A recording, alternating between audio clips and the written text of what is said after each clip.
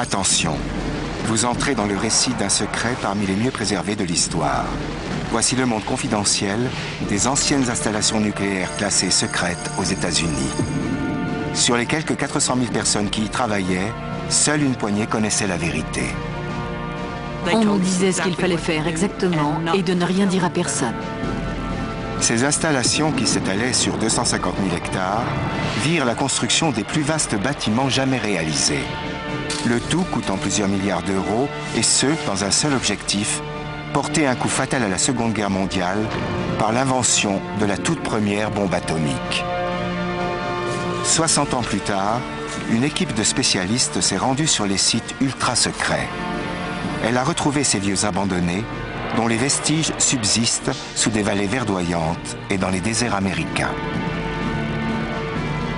L'armée a complètement rasé la communauté de Happy Valley. Grâce aux dernières techniques de la modélisation par ordinateur et à de nouveaux indices, ces spécialistes font ressurgir pour nous le plus vaste et le plus machiavélique complexe industriel jamais bâti. Les installations secrètes de la bombe A.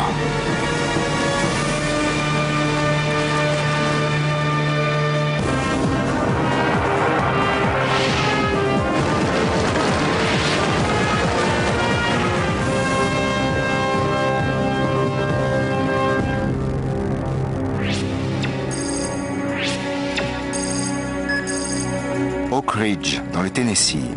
En 1941, ce n'est encore qu'une communauté rurale isolée. Mais en l'espace de 2 ans, d'après les plans et cartes classées secret défense, elle devient une ville secrète. L'État s'est aperçu que ce projet colossal allait nécessiter énormément d'ouvriers. Il a donc commencé par choisir une ville capable d'accueillir 75 000 personnes. Une ville qui abritera le secret le mieux gardé de la Seconde Guerre mondiale. Si le gouvernement s'attache à en réfuter l'existence, ce projet X, ou projet Manhattan, est pourtant bien réel. Son but, réaliser la première bombe atomique de l'histoire. En quête d'indices sur son passé de ville secrète, l'historien David Bradshaw est parti explorer Oak Ridge telle que nous la connaissons aujourd'hui. En 1939, un groupe de scientifiques parmi lesquels Albert Einstein informe le président Roosevelt que l'Allemagne d'Hitler est sans doute sur le point de fabriquer une bombe atomique. Aussitôt, Roosevelt lance le mot d'ordre. Quel qu'en soit le coût, les États-Unis doivent être les premiers à fabriquer cette bombe. Pour ce faire, le général Leslie Groves se voit conférer des pouvoirs sans précédent et allouer un budget illimité, une carte blanche dont il fera pleinement usage. En théorie, la fabrication d'une bombe était possible puisqu'on avait déjà découvert ses principes physiques. Mais pour ce qui était de sa mise en œuvre, vu le nombre d'éléments inconnus qu'elle devait comporter, il restait encore pas mal de chemin à faire avant que ça ne devienne une arme de guerre. Le pari était donc très risqué au départ. La première condition requise est de disposer d'énormément d'espace. Les ingénieurs ont compris que le processus allait nécessiter une main-d'œuvre considérable.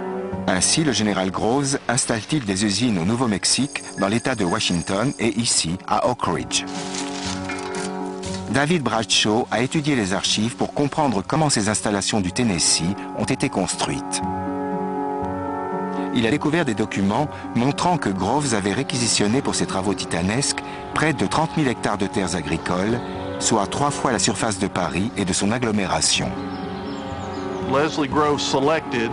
Le général Leslie Groves a choisi ce site pour qu'il soit au cœur du projet Manhattan. En regardant dans cette direction, en 1941, on pouvait voir des vallons avec des fermes, des granges et des dépendances. C'était un paysage typiquement rural qui n'avait pratiquement pas bougé depuis un siècle. Ce site a été choisi pour sa sécurité. L'étude du relief environnant montre à quel point ces terres correspondaient parfaitement aux besoins de Groves. La crête des collines entourant le site forme en effet un bouclier naturel aux regards indiscrets.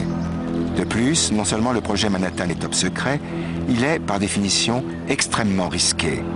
Si une catastrophe devait survenir, ces sommets offriraient une relative protection à la population régionale. En septembre 1942, les quelques 1000 agriculteurs vivant ici ont reçu une très courte lettre leur intimant l'ordre d'abandonner leurs terres avant le mois de décembre. Ainsi, ces fermiers attachés au sol qu'ils cultivent depuis des générations apprennent qu'ils disposent d'à peine quelques semaines pour plier bagages. La seule explication qu'on veut bien leur fournir, ces terres sont réquisitionnées pour l'effort de guerre.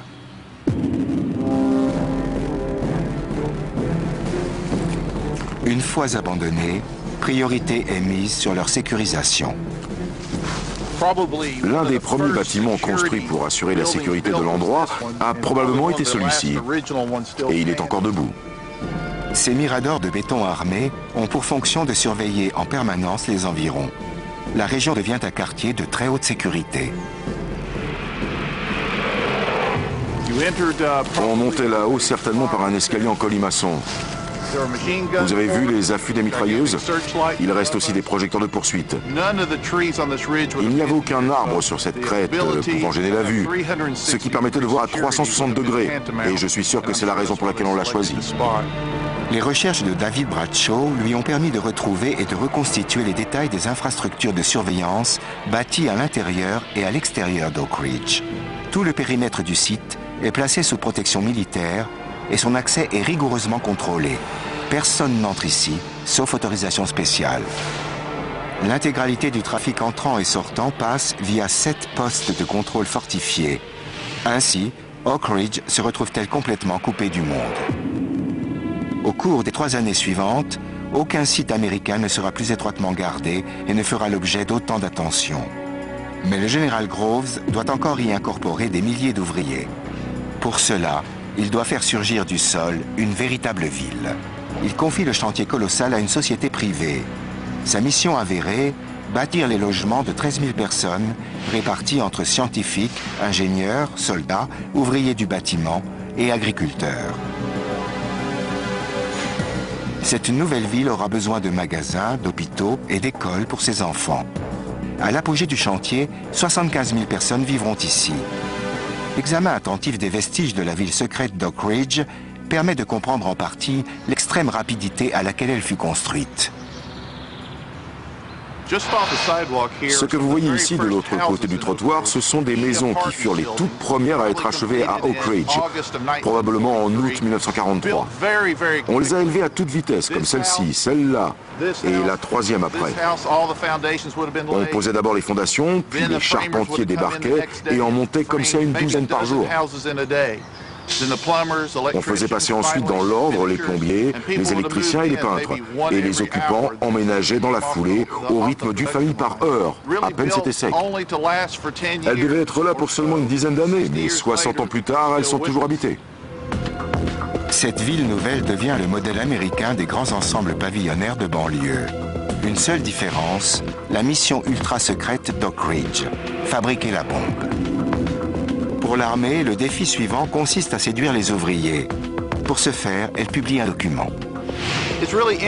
C'est très intéressant de voir comment l'armée faisait son marketing. Les autorités savaient que les gens ne voulaient pas qu'on les force à s'installer à Oak Ridge, mais qu'on les y attire. Elles ont donc publié cette brochure annonçant la couleur au niveau du type d'habitation, des transports, du commerce, avec un supermarché, un magasin de meubles, ainsi qu'une salle de spectacle. Ce document est exceptionnel. Il montre les différents modèles proposés avec leurs loyers respectifs. Les maisons de première catégorie se louaient 38 $ de l'époque, l'équivalent de 27 €, et tout était compris, même le ramassage des ordures. C'est à partir de ces éléments que David Bradshaw a reconstitué le paysage urbain d'Oak Ridge. En à peine quelques mois, 10 000 pavillons et 90 immeubles surgissent du sol. Et plus de 5 000 caravanes sont installées pour accueillir une main-d'œuvre de plusieurs milliers d'ouvriers. Les premiers habitants emménagent le 27 juillet 1943. Les familles ayant répondu à l'appel à se joindre à l'effort de guerre affluent par milliers de tous les États-Unis. À l'entretien, j'ai dit que j'étais intéressé pour participer à notre investissement dans le conflit. On m'a répondu que c'était là une entreprise de la plus haute importance. Mais quand j'ai demandé où je travaillerais, on m'a dit qu'on ne pouvait pas me répondre, c'était confidentiel. Et quand j'ai demandé à quelle tâche je serais affecté, là aussi on m'a juste dit que c'était secret. Je me souviens avoir été obligé de nous arrêter au poste de garde pour qu'ils fouillent la voiture. Dès l'entrée du site, les mesures prises faisaient très peur. Ensuite, nous avons été encore plus inquiets. Alors que nous pensions arriver dans une ville, l'endroit était désert. Si ce n'était ces rangées infinies de caravanes et de baraquements provisoires posés sur un terrain boueux. Et nous ne devions poser aucune question. Ces ouvriers l'ignorent, mais ils ont été placés en ligne de front et sont tenus au secret le plus rigoureux. Partout, de nombreux panneaux nous rappelaient à l'ordre. Ce que vous voyez ici, ce que vous entendez ici, laissez-le impérativement ici lorsque vous sortez d'Oak Ridge. Nous savions donc que si nous découvrions quoi que ce soit, motus et bouche cousue. Une fois les premiers bâtiments installés, la main-d'œuvre recrutée et les ressources matérielles en place, le véritable travail peut commencer. Si 95% des personnes émigrées à Oak Ridge n'ont pas la moindre idée de la tâche qu'on s'apprête à leur confier, nous savons à présent ce qu'elles auront mis en œuvre. Fabriquer la bombe nécessitait de vastes usines de traitement de l'uranium, lesquelles allaient justifier le plus grand chantier de construction que le monde ait alors connu. La course contre la montre est lancée contre l'Allemagne nazie pour enrichir assez d'uranium pour fabriquer la première bombe atomique. Il faut 45 kg de ce métal gris radioactif dont la production requiert un processus très complexe auquel nul scientifique ne s'est encore essayé. En découle la mise en œuvre du programme industriel le plus coûteux et le plus consommateur de main-d'œuvre de toute l'histoire. Y12 est aujourd'hui encore un site nucléaire sous très haute surveillance. Ray Smith, directeur de ce complexe pendant de nombreuses années, nous emmène à la recherche d'indices dans les vestiges des bâtiments de l'époque. En 1943, le général Groves, à la tête du projet Manhattan, avait ordonné ici la construction de 9 énormes usines. Ici, en contrebas, se trouve le complexe nucléaire Y12, qui entrait pour une part essentielle dans le projet Manhattan. Si vous observez ce paysage, vous remarquerez 3 des 9 bâtiments principaux. Le coût de construction de ces édifices a atteint l'équivalent en dollars de 316 millions d'euros de l'époque. Ces bâtiments sont faits de béton, d'acier. Tous les matériaux nécessaires à édifier ces usines ont été acheminés ici par camion et par train. Chacune des 9 usines mesure 150 mètres de long pour 90 de large. La qualité de leur construction fait qu'elles sont toujours utilisées de nos jours et portent les traces des plans initiaux de l'immense complexe. Au début, quand ils ont commencé à dessiner les 9 bâtiments de ce site industriel et nucléaire, ils ne savaient pas vraiment à quoi les machines allaient ressembler, si ce n'est que ces équipements allaient être énormes et lourds et qu'il leur faudrait beaucoup de place. On a donc prévu sous le plafond des ponts roulants dont les grues puissantes pourraient soulever et déplacer selon les besoins les appareils et machines nécessaires à enrichir l'uranium. Mais produire de l'uranium enrichi à des fins destructives revient à l'époque à s'avancer dangereusement en terrain inconnu. À plus forte raison quand on sait que le chronomètre tourne et qu'il n'y a pas de temps à perdre en essai. En gros, tout devait être ramené à une seule et même étape. La phase de recherche et de développement s'effectuait en même temps que les études expérimentales. Tout ça pendant qu'on concevait un immense bâtiment ou réalisait le projet à grande échelle. Un seul de ces édifices d'origine abrite toujours ces installations destinées à traiter l'uranium. Ce bâtiment surnommé Beta 3 a servi à la séparation du minerai uranifère jusqu'en 1998. Il y a encore peu de temps, le détail des procédés utilisés, son emplacement et sa structure étaient classés secret défense. Mais en explorant l'histoire secrète de ces installations, Ray Smith est aujourd'hui en mesure de nous révéler ce qui se passait ici. Le principe de cette machine, qui est un calutron, un spectromètre de masse, consistait à placer un aimant de chaque côté d'une chambre à vide. Ces blocs sont si lourds qu'il a fallu construire un bâtiment extrêmement solide, capable de contenir l'aimant d'un poids colossal qui enrobe l'intérieur de ces caissons rectangulaires. Ces électroaimants sont les plus gros et les plus chers jamais construits. Pour pouvoir fonctionner, il faut les équiper de kilomètres de fils de cuivre. Mais nous sommes alors en période de guerre, et tout le cuivre disponible est consacré à la fabrication de balles et d'obus. Les hommes de Groves font le choix d'une alternative radicale. Quelqu'un a fait une suggestion intelligente. Pourquoi ne pas utiliser de l'argent? L'argent est effectivement un excellent conducteur, mais où trouver ce métal?